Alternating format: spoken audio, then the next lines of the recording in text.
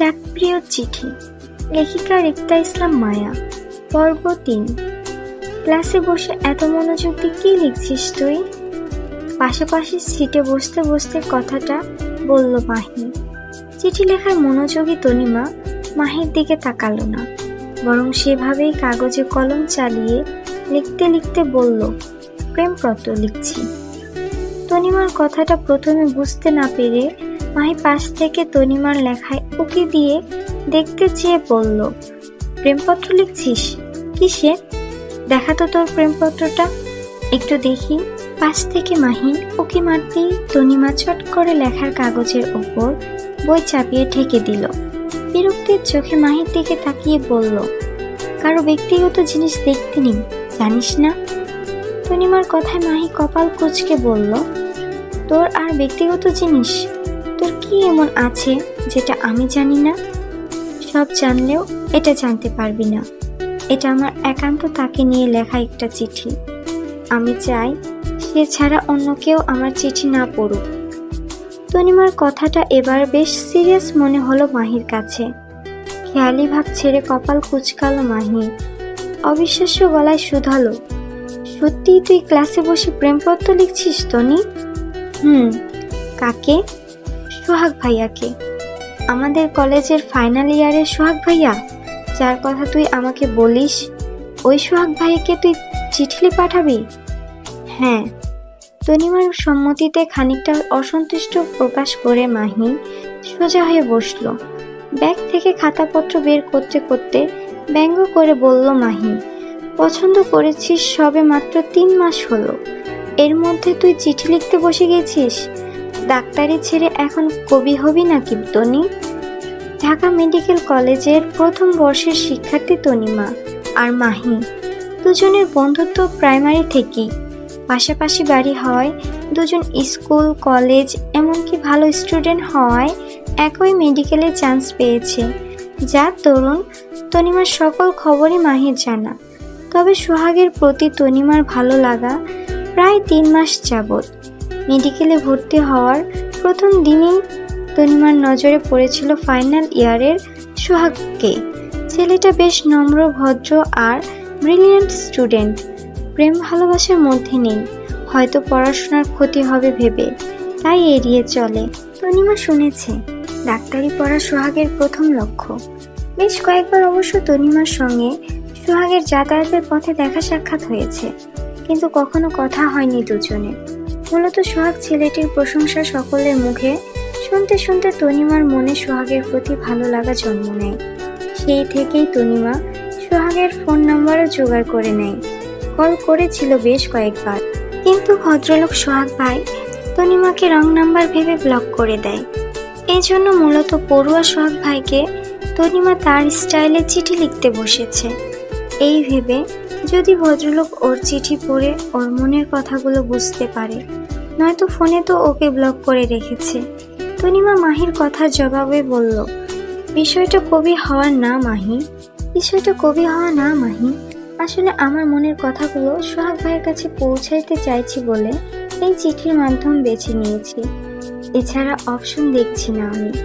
তনিমার কথা শেষ হতে না হতেই মাহি ফের ব্যঙ্গ করে বলল, তুই এমনভাবে বলছিস যেন সোহাগ ভাই দুনিয়াতে না থেকে চাঁদের দেশে বসবাস করে। এই বিল্ডিং এর 3 তলার ল্যাবে গেলেই পেয়ে যাবি তোর ফেমাস সোহাগ ভাইকে। দেখবি চোখে মোটা চশমা আর গলায় স্টেথোস্কোপ ঝুলিয়ে কেমিক্যাল ল্যাশের পরীক্ষণে ব্যস্ত। যা গিয়ে দেখ। মাহিকে ব্যঙ্গ করে সোহাগের বর্ণনা দিতে দেখে খানিকটা ক্ষেপে যায় তনিমা। ব্যাগে বই খাতা গুছিয়ে চলে যেতে নিলে তৎক্ষণাৎ মাহি তনিমাকে টেনে জায়গায় বসিয়ে দিয়ে ক্ষমা চেয়ে বলল, আচ্ছা সরি, সোহাগ ভাইকে নিয়ে আর কিছু বলবো না। তবে তুই চিঠি না লিখে ভাইয়ের সঙ্গে সরাসরি ফোনে কথা বলতে পারিস, বিষয়টা কাজে দেবে। তনিমা মন খারাপ করে বলল, আসলে আমি সোহাগ ভাইকে বেশ কয়েকবার কল দিয়েছিলাম, কিন্তু সোহাগ ভাইয়া আমার কল রিসিভ করে না। যদিও প্রথম একবার কল রিসিভ করেছিল, কিন্তু যখন বুঝতে পারলো আমি রং নাম্বারে কলটা দিয়েছি, তখন তিনি আমার কলটা কেটে নাম্বারটা ব্লক লিস্টে ফেলে দেন। ফেসবুকেও একটা ফেক আইডি দিয়ে ওনাকে মেসেজ করেছি, কিন্তু উনি আমার মেসেজ সিন করেনি। আর্না ফ্রেন্ড রিকোয়েস্ট অ্যাকসেপ্ট করেছে। সেজন্য মূলত বাধ্য হয়ে শেষ অপশন হিসেবে এই চিঠির মাধ্যম অবলম্বন করছি।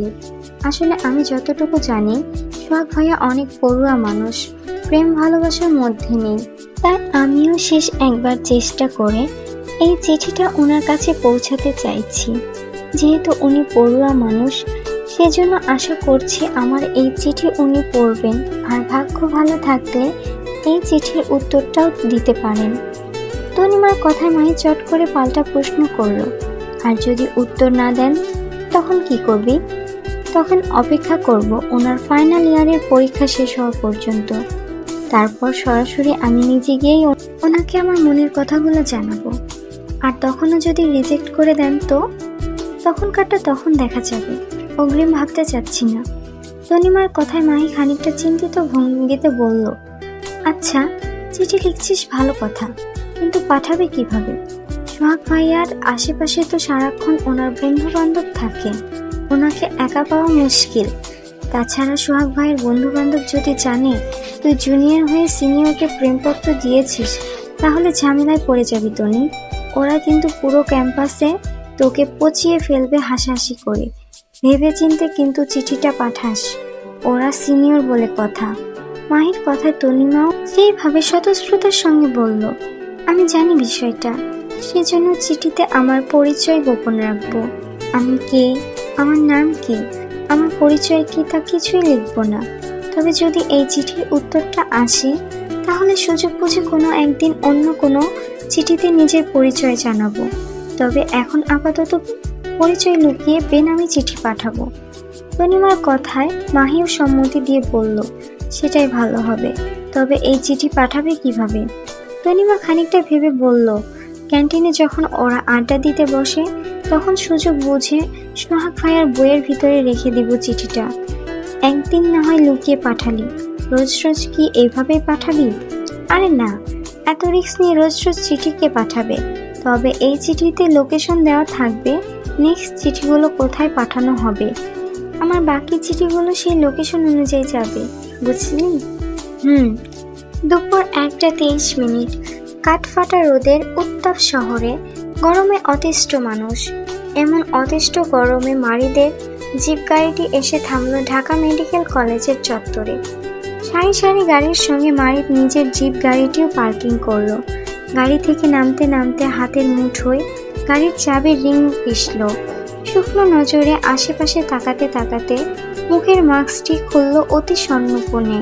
চোখে তার রোদ চশমা, গায়ে কালো অফিসিয়াল পোশাক, বলিষ্ঠ দেহে কালো শার্টের সঙ্গে কালো প্যান্ট ইন করা, গলায় টাই বা গায়ে কোট নেই, বরং অতি গরমে শার্টের হাতা দুটো কোনোই টেনে পর্যন্ত গোটানো। বা হাতের কবজিতে একটা দামি ঘড়িও দেখা গেল। মাত্র কনস্ট্রাকশন সাইট থেকে সরাসরি এখানে এসেছে সে, সেজন্য খানিকটা ক্লান্ত সে। সকাল 7টায় বের হয়েছিল আর এখন দুপুর হতে চলল, তার খাওয়া দাওয়া নেই। কনস্ট্রাকশন সাইটের ঝামেলা মিটিয়ে ম্যানেজার আর পুলিশদের বিদায় করে এদিকে এসেছে সে। মূলত মারিদকে বেশ কয়েকবার ফোন করে এখানে আসতে বলেছে রিফাত। হঠাৎ মারিদকে এত জরুরি তলবে কেন এখানে আসতে বলল রিফাত, সেটা আপাতত জানে না মারিদ। তবে রিফাত এই ঢাকা মেডিকেল কলেজের একজন শিক্ষক। সপ্তাহে 3 দিন ক্লাস থাকে রিফাতের। বেশিরভাগ সময় রিফাতের ছাত্রছাত্রীদের সঙ্গে ল্যাবেই কাটে।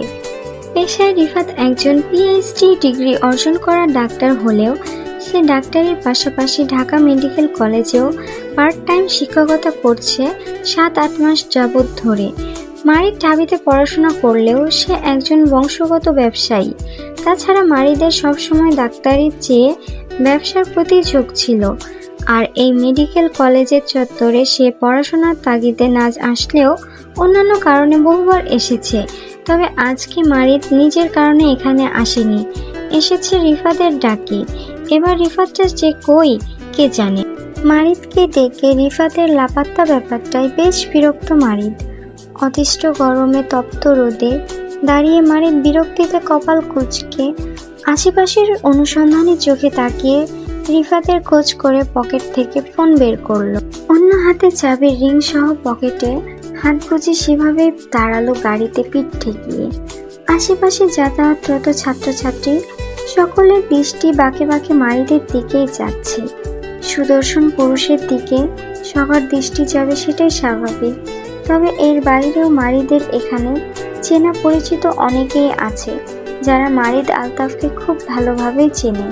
বলতে গেলে মারিদ আলতাফ নামে বেশ বদনাম এই শহরে। বেশ অসংখ্যবার মারামারিতে খবর এসেছে তার। মেজাজ বেশ তীক্ষ্ণ, চট করে রেগে যাওয়ার মতো ব্যামো আছে বলেই মারিদকে সবাই ঘাড় তেরা লোক বলে চেনে। বদনাম মারিদ আশেপাশের লোকেদের দৃষ্টি পরখ করে তীক্ষ্ণ মেজাজে মারিদকে ছোট্ট করে মেসেজ লিখলো, ক্যাম্পাসের নিচে দাঁড়িয়ে আছি, তাড়াতাড়ি আয়, নয়তো চলে যাব। মেসেজটা লিখে মারিদ ডায়াল নাম্বারে গেল। কল লিস্টে থাকা বসন্তে পাখি সেভ নাম্বারটি দেখে কল মেলালো তাকে। শেষ দুজনের কথা হয়েছিল সকাল 6টার দিকে। তারপর ব্যস্ততায় মারিদ কল দেওয়ার সুযোগ পায়নি বলে এখন কল মেলালো। কিন্তু অপর পাশের কল রিং হতে হতে কলটি কেটে যেতেই মারিদ কপাল কুঁচকালো। সচরাচর কখনো এমন হয় না যে মারিদ কল দিয়েছে আর সাথে সাথে অপর পাশের ফোনটি রিসিভ হয়নি। মারিদ দ্বিতীয়বারের মতো কল করতে চাইলে তখনই কেউ মারিদকে গমগমে গলায় সালাম দিল, আসসালামু আলাইকুম মারিদ ভাই, কেমন আছেন? সামনে সোহাগকে হাসি মুখে দাঁড়িয়ে থাকতে দেখে মারিদ ডায়ালকৃত কলটি তৎক্ষণাৎ কেটে ফোনটি পকেটে গুজে বেশ স্বাভাবিক ভাবেই সোহাগের সালামের উত্তর দিতে দিতে কপাল কুঁচকে বলল, ওয়ালাইকুম আসসালাম। মারিদের কুঁচকানো মুখ ভঙ্গিতে সোহাগ চট করে বুঝে ফেলল মারিদ তাকে তখনও চিনতে পারেননি।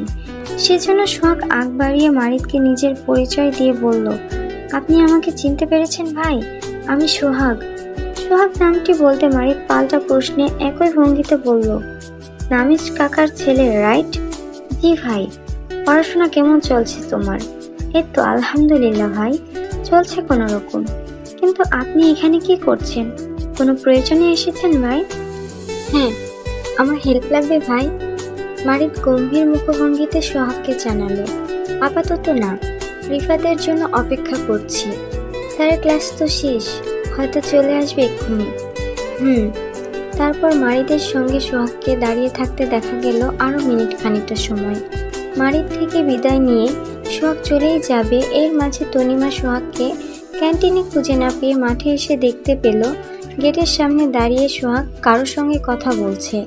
দূর থেকে তনিমা সোহাগের সঙ্গে দাঁড়িয়ে থাকা মারিদকে ঠিকঠাক লক্ষ্য করেনি, বরং একাএকি সোহাগকে দেখে তনিমা ক্যান্টিনের কর্মরত থাকা 7-8 বছরের একটি ছেলেকে ডেকে তার হাতে 50 টাকার একটি নোট গুঁজে দিয়ে বলল, সোহাগের হাতে তনিমার চিঠিটি দিয়ে আসতে। ছোট ছেলেটির নাম রাসেল। সে তনিমার মুখে বলা সোহাগ নামক ছেলেটিকে চিনতে পারল না। এই কলেজের ক্যান্টিনে সে নতুন কাজ করতে এসেছে। মাসখানেক সময় হলো। এত অল্প সময়ে সে ঠিকঠাক ছাত্রছাত্রীদের চেনে না বলে তনিমা আঙুলে দেখালো ছেলেটির দিকে তাকিয়ে বলল, আমি সোহাগ নামের কাউকে চিনি না আপা, কারে দেব আপনার চিঠি? তনিমা ফের আঙুল তুলে গাড়ির পাশে দাঁড়ানো সোহাগকে দেখিয়ে বলল, ওই যে কালো শার্ট পরা ভাইয়াটাকে দেখছো, তাকে গিয়ে এই চিঠিটা দেবে, কিন্তু আমার নাম বলবে না, কেমন? তুমি কি আমার নাম জানো? তনিমার কথায় ছেলেটি তৎক্ষণাৎ অসম্মতি জানিয়ে পাল্টা প্রশ্ন করে বলল, না আপা, আপনার নাম তো জানি না। আপনার নাম কি? তোমার আমার নাম জানতে হবে না, তুমি গিয়ে শুধু এই চিঠিটা দিয়ে দৌড়ে চলে আসবে, তাহলেই হবে। যাও তাড়াতাড়ি, নয়তো ভাইয়াটা চলে যাবে। যাও যাও। সোহাগকে চলে যেতে দেখে তনিমা ছোট ছেলেটিকে দৌড়ে পাঠিয়ে সেও ক্যাম্পাসের মাঠ থেকে ক্লাসে চলে গেল। অথচ সোহাগের পাশাপাশি মারিদও দাঁড়িয়েছিল গাড়িতে পিঠ ঠেকিয়ে। গাড়ির জন্য তনিমা মারিদকে লক্ষ্য না করলেও মারিদের পাশাপাশি সোহাগও কালো শার্ট পরেছিল সেদিন। ছোট ছেলেটি চিঠি হাতে দৌড়ে আসতে আসতে ততক্ষণে সোহাগ মারিদ থেকে বিদায় নিয়ে চলে যায়। রাসেল নামক ছোট ছেলেটি সোহাগের জায়গায় মারিদকে কালো শার্টে দাঁড়িয়ে থাকতে দেখে সে তনিমার চিঠিটি মারিদের দিকে বাড়িয়ে দিতে দিতে হাঁপানোর শ্বাসে বলল, ভাইজান, আপনার চিঠি লন। সাদামাটা পোশাকে 7-8 বছরের একটি ছেলেকে মারিদের দিকে একটি কাগজে মোড়ানো কিছু বাড়িয়ে দিতে দেখে মারিদ কপাল কুঁচকে তাকালো সেদিকে। সন্দিগ্ধ গলায় বলল, আমার চিঠি? ছেলেটি তৎক্ষণাৎ মারিদের হাতের ওপর চিঠি রেখে দৌড়ে চলে যেতে যেতে চিৎকার করে বলল, হ ভাইজান, আপা দিয়েছে আপনারে, আপা দিছে আপনারে। এই বাক্যটিতে মারিদের কুচকানো কপাল আরো কুচকে গেল। মারিদের অপরিচিতা কাল রাতেই বলেছিল তার নামে বেনামি চিঠি লিখবে। তাহলে কি এটা মারিদের অপরিচিতার চিঠি? মারিদকে চিঠি দেবে বলে সে তখন ফোন তুলছিল না। তার মানে মারিদের অপরিচিতা ঢাকা মেডিকেল কলেজের শিক্ষার্থী। এখন নিশ্চয়ই মারিদের আশেপাশে কোথাও আছে, লুকিয়ে মারিদকে দেখছে হয়তো। মারিদের অপরিচিতা মারিদকে দেখছে, এই ভাবনাটা মাথায় আসতে মারিদ চট করে আশেপাশে তাকালো দৃষ্টি ঘুরিয়ে। চোখের রোদ চশমা খুলে হাতে চিঠিটায় নজর ঘোরালো। কেমন অদ্ভুত শিরশির অনুভূতি হলো তার অপরিচিতার দেওয়া প্রথম চিঠি ছুঁতে পেরে। এই চিঠিতে নিশ্চয়ই তার অপরিচিতার ছোঁয়া লেগে আছে।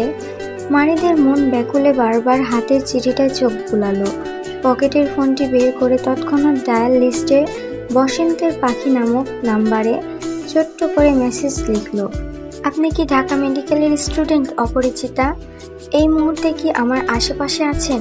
থাকলে একটু সামনে আসবেন, অল্প দেখব। আপনার চিঠি পেয়ে অদ্ভুত অনুভূতি হচ্ছে, প্লিজ আসবেন। মারিদের ব্যাকুলতার মাঝে হঠাৎ মনে হলো তার অপরিচিতা বলেছিল চিঠির কোনো কথা ফোনে বলা যাবে না, ফোনের কথা ফোনে হবে আর চিঠির কথা চিঠিতে। তাই মারিদ ছোট্ট মেসেজটি লিখেও ডিলিট করে দিল, পাঠালো না, বরং মনকে বুঝালো ব্যাকুল না হতে। মেয়েটি তার কাছে সময় চেয়েছে, মারিদের উচিত তাকে সময় দেওয়া। তাছাড়া মেয়েটি তো আর পালিয়ে যাচ্ছে না মারিদের থেকে। ঢাকা মেডিকেলের শিক্ষার্থী তখন মারিদের আশেপাশেই কোথাও আছে মেয়েটি। অস্থির মারিদ নিজের মনকে দমিয়ে রেখে গম্ভীর মুখে তাকালো ক্যাম্পাসের দিকে। রিফাতকে আসতে দেখা গেল সেদিক থেকে। মারিদ গম্ভীর মুখে পুনরায় চোখে রোদ চশমা পড়তে পড়তে হাতের চিঠিটা পকেটে গুজে গাড়িতে উঠে বসলো। অপর হাতে চাবির রিং বের করে মারিদ গাড়ি স্টার্ট করতে রিফাত মারিদের পাশাপাশি সিটে বসতে বসতে ক্লান্তিতে হাতের অ্যাপ্রনটা আর স্টেথোস্কোপটা জিপের পেছনের সিটে ফেলতে ফেলতে বলল, ভাই আগে রেস্টুরেন্টে চল, সেই ক্ষুধা লেগেছে। উফ। মারিদ গাড়ি ঘোরাতে ঘোরাতে বলল, আমাকে এখানে ডাকার কারণ? মারিদের কথায় রিফাত হেয়ালি করে বলল, আমার টাকা শেষ, ভাবলাম তোর টাকায় লাঞ্চ করব, সেজন্য ডেকেছি। রিফাতের অহেতুক কথায় মারিদ উত্তর করল না, বরং বিরক্তিতে কপাল কুঁচকে গাড়ির স্টিয়ারিং ঘোরালো। মারিদকে চুপ থাকতে দেখে রিফাত সত্যি জানিয়ে বলল, আচ্ছা শোন বলছি, তোর মা আর আমার মা মিলে আমাকে দায়িত্ব দিয়েছে তোকে বিয়ের জন্য রাজি করাতে। আজ সন্ধ্যায় ওরা এক মেয়েকে দেখতে যাবে, সেজন্য ওরা আমাকে খুব তেল মেরেছে যেন তোকে নিয়ে যায় মেয়ের বাড়িতে। আমি তো জানি তুই বিয়ের জন্য রাজি হবি না, সেজন্য ভাবলাম তুই যখন বিয়ে করবিই না তখন আগে ট্রিট খেয়ে নিই। তুই বিয়ে করলেও ট্রিট পাই, আবার না করলেও আমি ট্রিট পাই, বুঝলি? রিফাতকে বিষণ্ণময়ে চমকে দিয়ে মারিদ হঠাৎ বিয়েতে সম্মতি দিয়ে গাড়ির স্টিয়ারিং ঘোরাতে ঘোরাতে বলল, তোকে কে বলেছে আমি বিয়ে করব না? বাসায় ফোন করে বল আমি সন্ধ্যায় মেয়ে দেখতে যাব। মারিদের কথাটা কেমন অবিশ্বাস্য লাগলো রিফাতের নিকট। রিফাত অবিশ্বাস্য গলায় শুধালো, সত্যিই তুই বিয়ে করবি? কেন, আমাকে কি তোর তৃতীয় লিঙ্গ মনে হয় যে বিয়ে করতে চাইবো না? আরে না, ধুর, দাঁড়া আগে আমি বাসায় খবর দিই। রিফাত খুশি মনে নিজের ফোন খুঁজতে গাড়ির পেছনে রাখা ব্যাগে হাত বাড়ালো। ততক্ষণে মারিদের কোলে থাকা বসন্তের পাখি কলটি কেটে গেল। মারিদ গাড়ির স্টিয়ারিং ঘোরাতে ঘোরাতে সেদিকে তাকালো। 1 মিনিট 06 সেকেন্ড লাইনে ছিল কলদাতা। মূলত মারিদ গাড়িতে বসতেই বসন্তের পাখি নামে কলটি এসেছিল তার ফোনে। মারিদ সুযোগ বুঝে কলটি রিসিভ করে ফোনটি কোলে রাখে উল্টো করে। মূলত মারিদ পূর্ব থেকে জানতো রিফাত মারিদের বিয়ের প্রসঙ্গ টানবে কথায় কথায়। হলো তাই। রিফাত মারিদের বিয়ের প্রসঙ্গ টানতে মারিদও সম্মতি জানালো কলদাতাকে শুনিয়ে শুনিয়ে। মূলত মারিদ বিয়ের খবরটা শুনে অপরিচিতা কেমন রিয়াকশন দেয় সেটা জানতে চায় মারিদ। তাছাড়া মারিদ জানে মেয়েটি তাকে পছন্দ করে, তারপরও মারিদ চায় অপরিচিতা তাও নিজের মুখে স্বীকার করুক এবং স্বইচ্ছায় মারিদের সামনে আসুক। মারিদের বয়স 30-এর কোঠায়, সে এসব প্রেম বিশ্বাসী নয়। অপরিচিতাকে ভালো লাগে, তার মানে মারিদ সোজা বিয়ে করে নেবে মেয়েটিকে। এবার সে দেখতে যেমনই হোক, চেহারা দিয়ে ভালোবাসা হয় না, মনে মিললেই হলো। আর মারিদের মন বসে গেছে মেয়েটির ওপর। এই যেমন আজ মারিদ কত ব্যস্ত ছিল, ব্যস্ততায় সে সকাল থেকে না খাওয়া, তারপরও মেয়েটিকে সে প্রতি সেকেন্ডে সেকেন্ডে মিস করেছে। আর এই ব্যাকুলতাটা মারিদকে ক্রমে অধৈর্য পুরুষে রূপান্তর করছে। বাকি রইল অপরিচিতার ফ্যান্টাসি। তাহলে এসব ফ্যান্টাসি বিয়ের পরেও চলুক, সমস্যা নেই, কিন্তু আগে বিয়েটা করে নিক।